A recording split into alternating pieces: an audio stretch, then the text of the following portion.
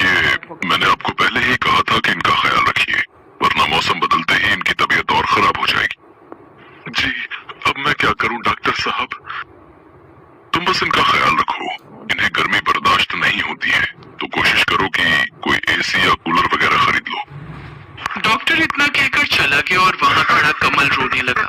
कमल बहुत ही गरीब था। वो मजदूरी करता था और बड़ी मुश्किल से अपना घर चलाता था। कमल के घर में उसकी माँ के अलावा उसकी पत्नी पल्लवी रहती थी। कमल की माँ को गर्मी बिल्कुल बर्दाश्त नहीं हो पाती थी। जरा से गर्मी बढ़ने पर उनके हाथ पैर सूजने लगते थे और पसीने की वजह से पूरे बदन पर अजीब से धब्बे बन जाते थे। ये हर बार की कहानी थी, लेकिन बढ़ती उम्र के साथ कमल की माँ की हालत अब और ज्यादा खराब होने लगी थी। बस कीजिए, आप इस तरह रोइए मत। रो नहीं तो और क्या करूं पल्लवी? क्या बताऊं डॉक्टर साहब को कि अपनी माँ के लिए एसी तो छोड़ो, एक कूलर तक खरीदने की औकात नहीं है मेरी। इसमें आपकी कोई गलती नहीं है। माँ जी के इलाज के लिए जो कर्ज लिया है उसकी किश्त भी तो आप ही भर रहे हो ना, तभी ये दिक्कत है, वरना तो। हर महीने वो किस्तें चुकाने के बाद खाने पीने के खर्च लायक भी पैसे नहीं बचते। और देखो ना, इतना कर्ज लेकर इलाज करवाने का भी कोई फायदा नहीं हुआ। आखिर में माँ की हालत तो पहले से भी खराब होती जा रही है। कमल मजबूर था, इसलिए वो अपने आंसू नहीं रोक पा रहा था। उधर उसकी पत्नी पल्लवी भी ये सब देखकर दुखी थी। कमल तो सुबह होते ही अपने काम पर चला जाता था, पर अपनी सास को गर्मी से बचाने के लिए पल्लवी सारा दिन उनके पास बैठकर उन्हें पंखा झलती रहती, ताकि उन्हें पसीना न आए और उन्हें गर्मी न लगे। पल्लवी का ऐसा प्यार देखकर उसकी सास बिमला की आंखों में आंसू आ जाते। मैंने जरूर पिछले जन्म में कोई अच्छे कर्म किए होंगे, जो मुझे कमल जैसा बेटा और तुम जैसी बहू मिली। तुम दोनों मेरी वजह से कितने परेशान हो रहे हो। बस अब तो भगवान मुझे जल्दी से उठा ले, तब जाकर। ना माँ जी, ऐसा मत कहिए। आप चले जाएंगे तो हमारा क्या होगा? बेटी, तू परेशान मत हो। घंटों से पंखा कर रही है, जाकर आराम कर।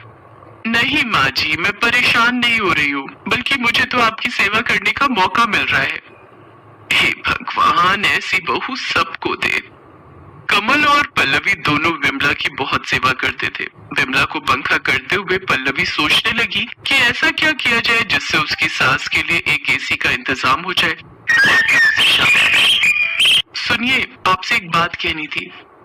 हाँ बोलो ना। आप जितने पैसे कमाते हैं उससे तो हम माँ जी के लिए कभी एसी नहीं ले पाएंगे। हाँ तो? मैं सोच रही थी कि इस बार की सर्दियों में मैं भी कुछ काम शुरू कर दूं क्या? आपके पैसों से हम घर के खर्चे चलाएंगे और जो पैसे मुझे मिलेंगे उन्हें हम जमा करेंगे, और भगवान ने चाहा तो दोनों मिलकर अगली गर्मियों से पहले माँ जी के लिए एसी ले ही लेंगे। तुम्हारी सोच तो अच्छी है, पर माँ की सेवा, घर का काम और फिर बाहर का काम भी, तुम कैसे ये सब संभाल पाओगी? उसकी चिंता आप मत कीजिए। आप भी तो दिन रात काम करते हो ना, तो थोड़ी सी मेहनत तो मुझे भी करनी चाहिए। ठीक है, जैसा तुम ठीक समझो। किसी तरह गर्मियां बीत गई और फिर बारिश आई तो बिमला, कमल और पल्लवी ने राहत की सांस ली। जैसे जैसे गर्मी कम हुई, बिमला की तबीयत भी कुछ बेहतर होने लगी और साथ ही पल्लवी ने भी काम ढूंढना शुरू कर दिया। एक दिन पल्लवी एक बगीचे पर पहुंची। कोई है क्या? जी हाँ, बताइए। भैया, मैं काम ढूंढ रही हूँ। कैसा काम? अब कैसा भी, झाड़ू बर्तन वगैरह। ओह हाँ, है ना। एक्चुअली मुझे भी एक मेड की तलाश है। तो आपने पहले कहीं काम किया है ना? नहीं, पहले तो कहीं काम नहीं किया। अच्छा, चलिए कोई बात नहीं, आप अंदर आ जाओ। पल्लवी घर के अंदर आई तो उसने देखा कि वो एक बड़ा सा हॉल था और वहाँ काफी सामान था, लेकिन सब कुछ पैक रखा हुआ था। आप कहीं जा रहे हैं क्या? नहीं, मैं तो कल ही यहाँ शिफ्ट हुआ हूँ, तो अभी तो सामान खोल कर लगा ही रहा हूँ। अच्छा, तो घर के बाकी लोग कहाँ हैं? मैं अकेला ही हूँ दीदी, मेरी जॉब लगी है यहाँ, परिवार साथ नहीं रहता। राज ने पल्लवी को दीदी कहा तो उसे बहुत अच्छा लगा। राज अकेला है ये सुनकर पल्लवी पहले तो थोड़ा झिझकी, लेकिन फिर उसके दीदी कहते ही उसे अच्छा लगा। राज ने पल्लवी को काम पर रख लिया। पल्लवी रोज सुबह सुबह राज के घर आती। उस वक्त तक राज सो रहा होता था। पल्लवी सबसे पहले उसे उठाती, फिर उसके लिए चाय नाश्ता बनाती और फिर पूरे घर की साफ सफाई करती, और इस काम के बदले राज पल्लवी को अच्छे पैसे भी देने लगा। दीदी अब एक काम करो, कल मत आना। क्यों, क्या हुआ भैया? अरे आपको काम करते करते हफ्ता हो गया, तो एक छुट्टी तो बनती है ना हफ्ते में, वरना आपकी सास आपसे नाराज हो जाएंगी। नहीं होंगी भैया, मेरी सास बहुत अच्छी है, कभी मुझ पर नाराज नहीं होती। अब वैसे ठीक है, मैं कल नहीं आऊंगी। बिमला के आराम के लिए कमल और पल्लवी दिन रात मेहनत कर रहे थे। उधर पल्लवी और राज में अच्छी बनने लगी थी। वो राज का पूरा ख्याल रखती थी, बिल्कुल एक बड़ी बहन की तरह। राज भी उससे खूब बातें करता था और उसे बड़ी बहन की तरह ही सम्मान देता था। एक दिन राज ने पल्लवी से पूछा, दीदी आपके पति क्या करते हैं? मजदूरी करते हैं भैया। अच्छा, और आप कब से काम कर रही हो? नहीं भैया, आप पहले हो जिनके यहाँ मैं काम कर रही हूँ, इससे पहले कभी जरूरत ही नहीं पड़ी। तो अब ऐसी क्या मजबूरी हो गई कि आपको घर से बाहर निकलकर काम करना पड़ रहा है? ये बात सुनकर पल्लवी की आंखों में आंसू आ गए और उसने रोते हुए राज को सारी बात बता दी। पल्लवी और कमल का अपनी माँ के प्रति प्यार और सेवा भाव देखकर राज भी भावुक हो गया। ऐसे ही कई दिन बीत गए। पल्लवी और कमल एसी के लिए काफी पैसे जोड़ चुके थे, लेकिन होनी को कुछ और ही मंजूर था। गर्मियां एक बार फिर वापस आने वाली। ऐसे में बिमला अचानक बेहोश होकर गिर पड़ी।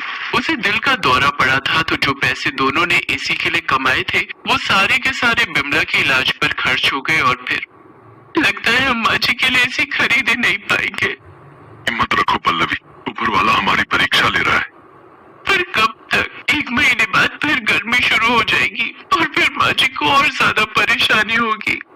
कमल चुप था क्योंकि पल्लवी की बात सही थी। अगले दिन पल्लवी राज के यहाँ काम करने गई तो उसने राज से कुछ नहीं कहा, बस चुपचाप अपना काम करती रही। ये देखकर राज समझ गया कि जरूर पल्लवी किसी परेशानी में है। राज के बार बार पूछने पर फिर पल्लवी ने उसे सारी बात बता दी।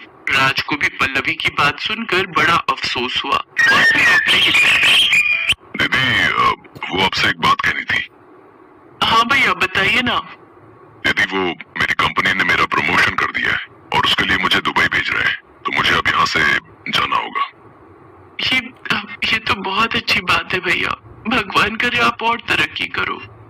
पल्लवी राज की तरक्की से खुश तो थी, लेकिन एक सच ये भी था कि राज के चले जाने से अब उसकी नौकरी भी जाने वाली थी। ये सोचकर पल्लवी और ज्यादा उदास हो गई, लेकिन फिर भी उसने राज से कुछ नहीं कहा।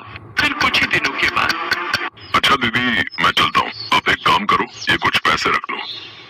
नहीं भैया, मैं ये पैसे नहीं ले सकती, मेरी पगार तो आपने पहले ही दे दी है। मैं जानता था कि आप मुझसे पैसे नहीं लेंगी। चलिए कोई बात नहीं, मैं चलता हूँ, अपना ख्याल रखना दीदी। इतना कहकर राज टैक्सी में बैठकर वहाँ से चला गया और पल्लवी भी अपने उतरे हुए चेहरे के साथ अपने घर की तरफ चल दी।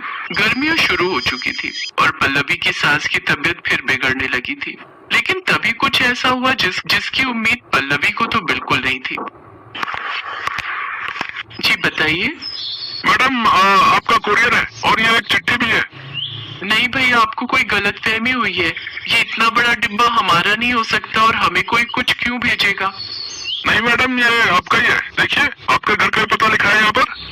कोरियर वाले की बात सच थी। पल्लवी को कुछ समझ नहीं आ रहा था, लेकिन फिर जब उसने उस बड़े से डिब्बे को खोलकर देखा तो उसे अपनी आंखों पर विश्वास ही नहीं हुआ। उसके अंदर बिल्कुल नया एसी था जिसे राज ने उसके लिए खरीदा था। एसी के साथ मिली चिट्ठी को पढ़ते हुए पल्लवी की आंखों से लगातार आंसू बहे जा रहे थे और मन ही मन वो राज को दुआएं दे रही थी।